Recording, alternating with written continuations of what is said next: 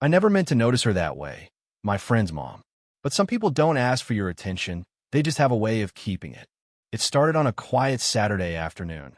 One of those days where the sunlight feels softer than usual, like it's been filtered through memory.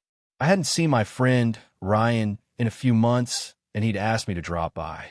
His house sat at the end of a quiet street lined with tall maple trees, their branches swaying lazily in the warm breeze. I remember standing at the door, hearing faint music from inside, something acoustic, familiar yet distant. When the door opened, it wasn't Ryan. It was his mother. "Elena," she said, offering a small, warm smile. "You must be Adam." Ryan just stepped out to grab something, "But come in. He'll be right back." There was something about the way she said my name, gentle, assured. Not like a stranger's greeting, but like she already knew how to make people feel seen. Inside, the air smelled faintly of coffee and lavender, the kind of scent that makes a house feel lived in, cared for. Afternoon light spilled through the kitchen window, dancing over her hair as she poured water into the kettle. She wasn't dressed up, just a soft beige sweater, jeans, and a thin silver bracelet that caught the light whenever she moved. But there was grace in everything she did, in the calm rhythm of her gestures, in how her eyes met mine when she spoke. "So," she asked, turning with a faint smile, "what are you doing with yourself these days? Still chasing dreams, or figuring out which ones are worth chasing?" Her words had that mix of humor and quiet wisdom that made me laugh. The kind of line that feels casual until you realize it's exactly the question you've been avoiding. I told her about my work, my small apartment, how life feels fast and slow all at once. She listened without interrupting, her head tilted slightly, fingers curled around her mug. There was no rush to her presence. She gave silence the space to breathe.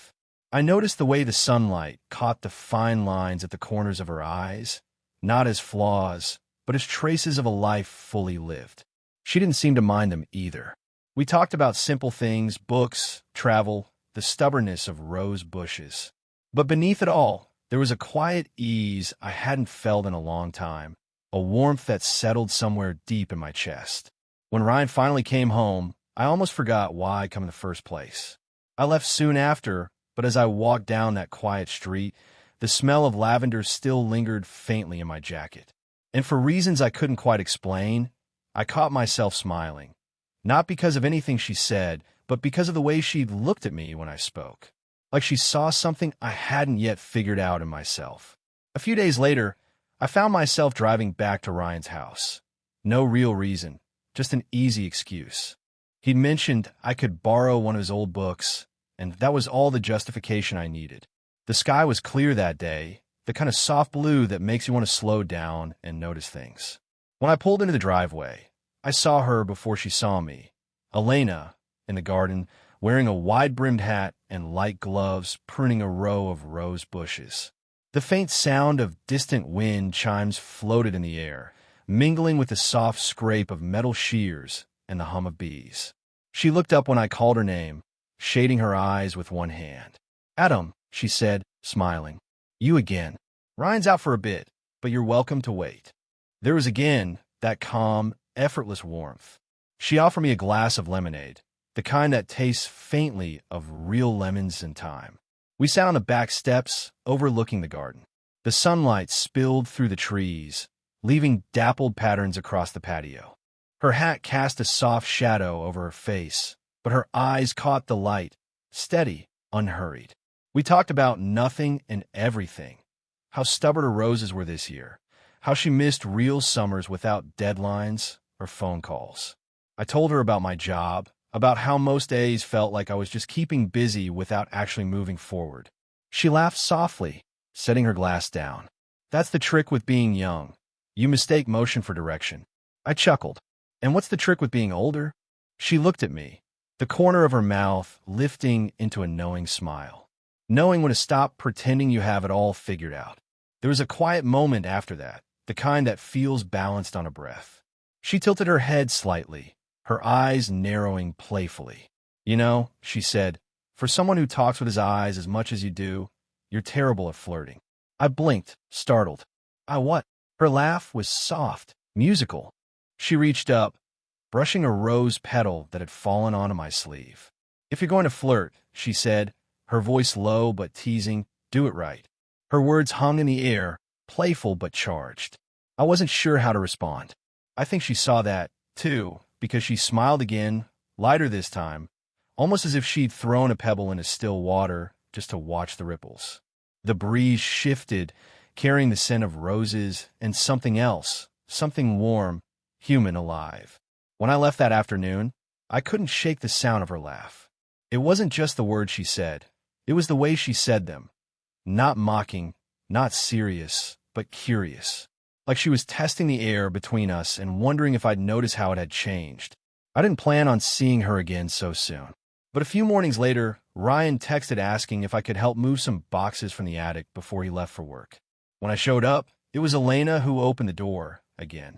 She looked surprised, but not displeased. Ryan told me you'd be by, she said, brushing a loose strand of hair from her face. I was hoping you'd show up before I started wrestling those boxes myself. There was a lightness in her tone, but also that quiet steadiness she carried so easily. The house was still waking up, faint smell of toast, the kettle just beginning to whistle. Sunlight filtered through the curtains in slanted stripes, painting golden lines across the hardwood floor. We worked together in companionable silence, moving a few dusty boxes down to the living room. Every so often, our hands brushed, once when she handed me a stack of old photo albums, again when we both reached for the same box of books. Each time, she'd offer a small, knowing smile, like she was aware of something I hadn't admitted to myself yet. When we finally stopped to rest, she poured 2 cups of coffee and motioned for me to sit at the kitchen table. You're quiet today, she said, stirring her cup slowly. Did I scare you off with my flirting advice? I laughed, though my voice came out softer than I intended. I wasn't sure if it was advice or a challenge. She smiled at that, a small, thoughtful smile that lingered. Maybe both. There was a pause then, the kind that holds more meaning than words could. Outside, the sound of birds filtered through the open window, and the smell of rain drifted faintly in from somewhere distant. She leaned back, her expression shifting from playful to something more reflective. You know, she said quietly, after my husband passed, I stopped thinking about things like attention, attraction. I told myself it wasn't part of my life anymore. Her fingers traced the rim of her coffee cup as she spoke, her eyes somewhere far away. But then sometimes someone reminds you that you're still here, still capable of feeling. I didn't say anything. I couldn't. There was too much in that silence, grief, warmth, something like longing. She looked up then, meeting my eyes, and smiled again, gentle, unguarded. You have a kind way about you, Adam. Don't lose that. I wanted to say something, anything, but the words wouldn't come. I could only nod, the air between us carrying everything neither of us dared to name. When I left that morning, the sun had broken fully through the clouds. I could still feel the echo of her voice in the quiet of my car. And for the first time, I wondered if what I was feeling wasn't just admiration anymore, but something deeper, something I wasn't sure I was ready to admit. It was one of those evenings where the rain comes suddenly, not a storm, just a steady, patient drizzle that softens the world.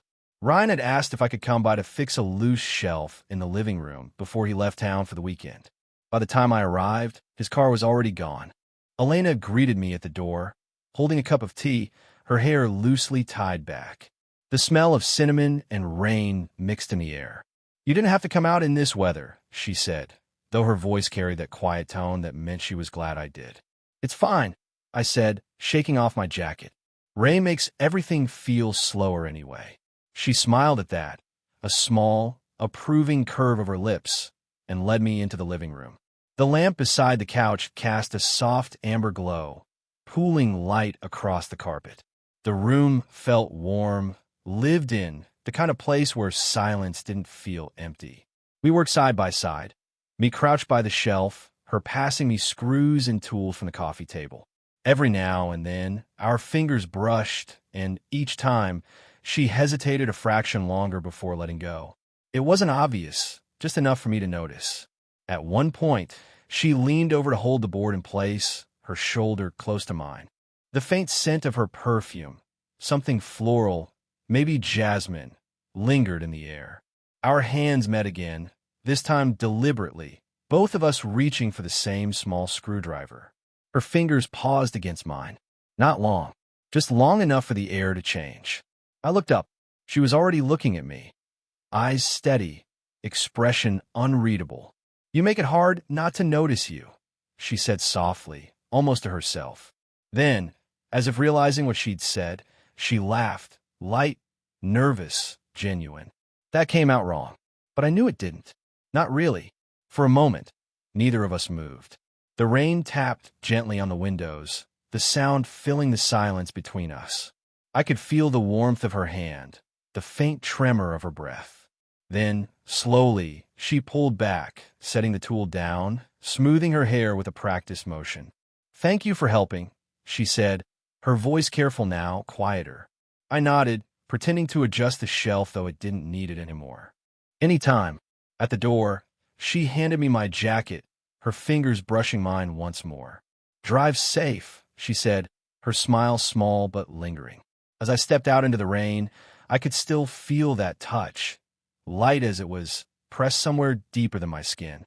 And as I walked to my car, I realized something had shifted. Whatever this was between us, it wasn't innocent anymore. It wasn't dangerous either, just real. The kind of real you don't plan for. The kind that lingers long after you've said goodbye. After that night, something shifted, not in a dramatic way, but in the quiet space between messages left unanswered and visits that didn't happen. Ryan went away for a few weeks, and though I told myself there was no reason to go by the house, I still caught myself driving past it once or twice. The curtains were drawn. The garden looked untouched. Even from the street, the silence felt different, heavier somehow. Days blurred together. Work, errands, sleepless nights. Every now and then, I catch myself thinking about her laugh, the way her voice softened when she said my name. And every time I did, I'd remind myself how wrong it was to miss someone I was never supposed to be close to. Then one evening, my phone buzzed with a message. "Elena, you forgot your jacket." Simple words, nothing more. But something in the phrasing. Not "you left it here, but you forgot it," carried a kind of care I'd been starving for. I told her I'd stop by the next day. When I arrived, the sky was low and gray, the kind of day where even the air feels hesitant. She opened the door slowly, wearing a light cardigan and that same calm expression that somehow always hid more than it revealed. "I didn't want you to think I'd kept it on purpose," she said, holding out the folded jacket. I smiled. "Would have been so bad if you had." Her laugh came out soft, but it faded almost as quickly as it began. "Maybe not," she said quietly. We ended up sitting in the living room, mugs of tea warming our hands. The silence was careful, not strained, but aware. She glanced toward the window, watching raindrops slide down the glass. "You know," she said, "people talk about age like it's a fence you're not supposed to cross. Like connection needs permission." I met her gaze, unsure how to respond. "And do you believe that?" She hesitated, a long, thoughtful pause. "I believe people fear what they don't understand. And sometimes," she said, her eyes lowering to her cup, "we stop ourselves from feeling anything at all, just to avoid being misunderstood." Her words hit deeper than she probably meant them to. Or maybe she did mean them exactly that way. For a moment, I wanted to reach for her hand, to close that small, invisible space between us. But I didn't. I couldn't. Instead, I nodded, my voice almost a whisper. "I think I understand." When I stood to leave, she didn't walk me to the door. She just looked up, smiled faintly, and said, "Take care of yourself, Adam." Outside, the rain had started again, soft, steady, familiar. I stood there for a while before getting into my car, my jacket in my hands, her words echoing in my mind. "I come to pick up something I'd forgotten." But what I left with was something I wasn't ready to name. It was late evening when I saw her again, the kind of night that carries the scent of rain and something bittersweet in the air. I was leaving for a new job the next morning, in a different city, and there was this small, persistent feeling in my chest, unfinished. I told myself I just wanted to say goodbye properly. But that wasn't the whole truth. When I pulled up to the house, the porch light was on. She was there, sitting quietly with a blanket around her shoulders, a half-finished cup of tea beside her. She looked peaceful, almost as if she'd been expecting me. Her face softened when she saw me. "You couldn't sleep either?" I shook my head, smiling faintly. "Something like that." I sat down beside her. The wooden steps were cool under us. For a long while, neither of us spoke. The only sounds were the chirp of crickets and the soft hum of distant traffic. "I heard you're moving," she said finally. "Tomorrow morning." She nodded slowly, eyes fixed on the street. "That's good. You need to go see more of the world before it starts feeling too small." Her tone was calm, but there was something fragile in it, like glass just before it cracks. "Elena," I said quietly, "I wanted to thank you for everything." She turned toward me then, her gaze steady. "For what?" "For making me feel—" I stopped, searching for the right word, seeing, I guess. Her lips parted, but no words came. She looked down, her hand tightening around her teacup before she set it aside. "You remind me of something I'd almost forgotten," she said finally, "that I'm still allowed to feel. To be curious about someone. To want connection."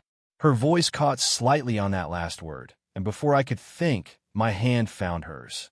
It wasn't deliberate. It was instinct, the kind that doesn't ask permission.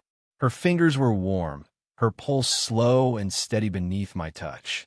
For a moment, time seemed to stretch. No plans, no hesitation, just the quiet recognition between two people who had been holding back for too long. She didn't pull away. Instead, she looked at me, really looked with a softness that made everything else fall away. "You have a kind heart, Adam," she said gently. "Don't let the world make you question that." I wanted to say something, that I'd never forget her, that some part of me would always stay on this porch under this light. But the words would have ruined it. So I just nodded. My thumb brushed over her knuckles, slow and unspoken, before I finally let go. When I stood, she smiled, small, calm, resigned. "Take care of yourself," she said again. "And don't stop showing up for people, even when it's hard." As I walked down the steps, I looked back once. She was still there, a quiet figure in the glow of the porch light, her teacup steaming beside her. And in that stillness, I knew some connections aren't meant to be defined, just remembered. Morning came too soon. The light was pale and silver, filtering through thin clouds, the kind of light that feels both like an ending and a beginning. I had packed the night before, but I still moved slowly, checking drawers, folding shirts that didn't need folding. Anything to delay leaving. The drive to her neighborhood felt longer than usual. The streets were damp from last night's rain, and the air carried that fresh, quiet smell that only comes after a storm. When I passed her house, the curtains were open. I didn't stop. I told myself it was better that way. Some goodbyes are cleaner when left unspoken. Still, as I turned the corner, I couldn't help glancing once more at that porch. The empty chair, the mug still resting beside it. It looked almost like a memory waiting for someone to return. The city was already awake when I reached the highway, cars flashing by, sunlight breaking through the clouds. But my mind was still somewhere else, caught between the scent of lavender, rain, and the sound of her voice saying, "You remind me that I'm still allowed to feel." It stayed with me, that sentence. It played softly beneath the noise of the day, a kind of echo that followed me through the miles. Weeks passed. The new job kept me busy, the new apartment filled with new sounds, the hum of traffic, the laughter of neighbors I didn't yet know.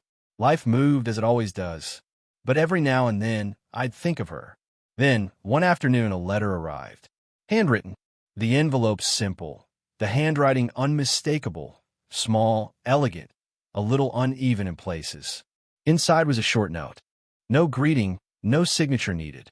"Adam, I hope the new place feels like possibility and not pressure. I wanted to thank you, not for what you did, but for how you were.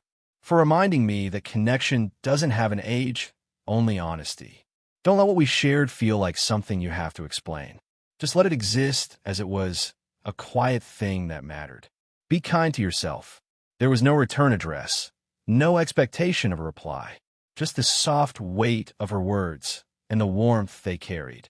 I read it more than once, each time a little slower, and when I folded it back into the envelope, I realized something had settled inside me. What we shared hadn't been a mistake or a fantasy. It was a small, true thing, one that arrived gently and left quietly, like a lesson whispered in passing. Sometimes, love doesn't need to last forever to leave something permanent. Sometimes, it just teaches you how to see differently, how to hold a moment without needing to own it. As the evening light filled the room, I placed her letter on the windowsill, letting the sun catch the edges of the paper.